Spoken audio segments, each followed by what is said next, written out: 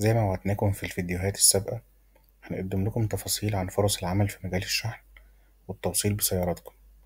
لكل الناس اللي طلبت شغل في المحافظات، النهاردة معانا فرصة عمل ممتازة مع شركة بوسطة للشحن.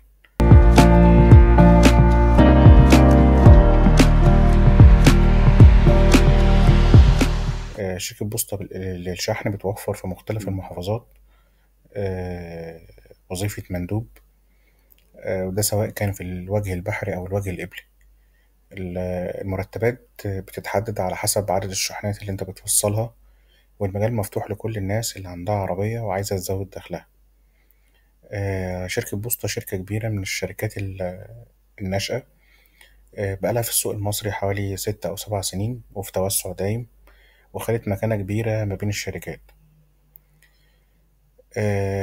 شركة بوسطة، لو هنتكلم أول حاجة عن المرتبات، المرتبات بتاعتها متوسطاتها من 15,000 وانت طالع. طيب هل هي بتتقسم ازاي او حسبتها ازاي؟ حسبتها ان هي بتدي ثابت زائد عمولة. سعر الشحنة بيوصل لحوالي 16 و17 جنيه. بتديك يعني زي الجارانتي، بتأمنك بيه ان انت دايما هتبقى خارج بعدد شحنات كبير من 30 ل40 شحنة بشكل يومي. وزي ما قلنا في ثابت، والثابت زائد العمولة هيعمل لك مرتب حوالي 15,000 وشوية وكسور.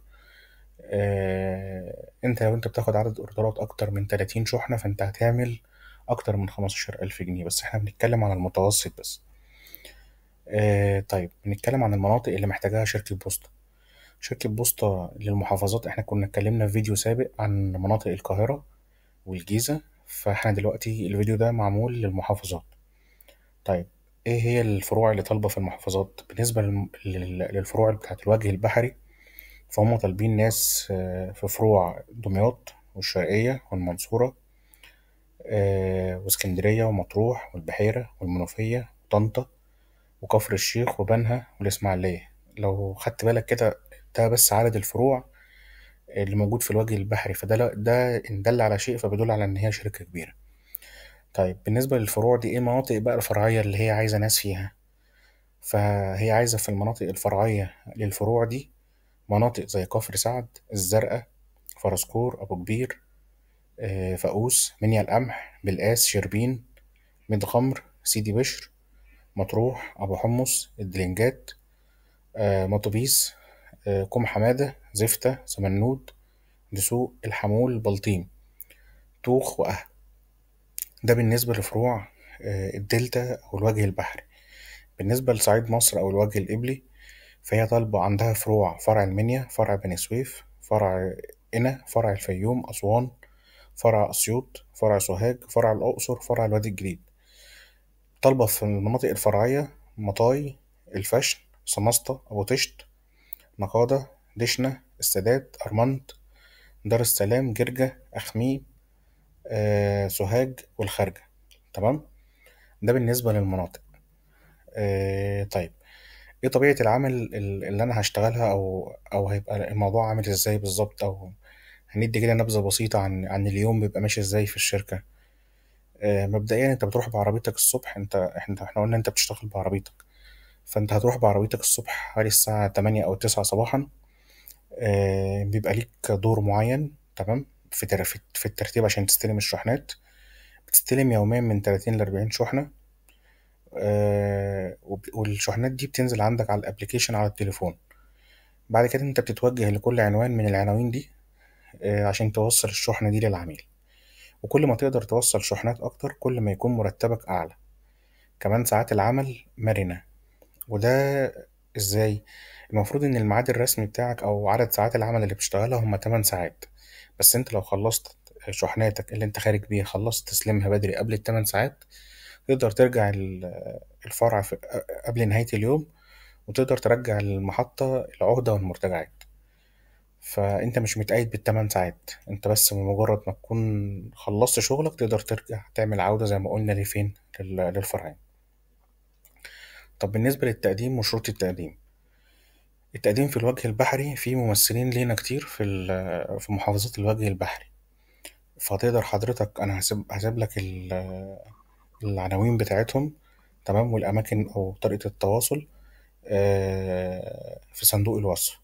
بالنسبة للوجه القبلي، فأنت للأسف مفيش ممثلين في الوجه القبلي، فأنت حضرتك بتتوجه للمقر الرئيسي، تعمل المقابلة، تمام، وتمضي العقد هناك، وهما بيدوك مصاريف انتقالك. يعني انت مثلا هنقول واحد جاي من أسوان، هياخد عشان يوصل للقاهرة يمضي، هيصرف مثلا 200 300 جنيه 400 جنيه أيا كان المبلغ، الشركة هتديهم لك وانت بتتعاقد، تمام.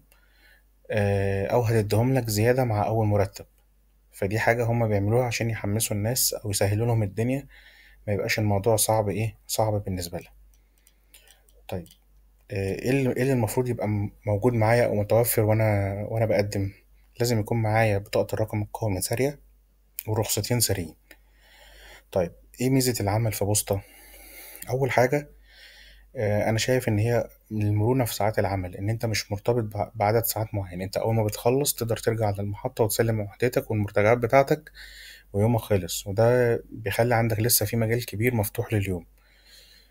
بالنسبة لفرص زيادة المرتب، انت زي ما قلنا كل ما بتاخد عدد شحنات اكتر كل ما تقدر تسلم اكتر، والمندوب الشاطر بيبقى دايما عايز اكتر عشان يعرف يسلم اكتر عشان ياخد فلوس اكتر اخر الشهر.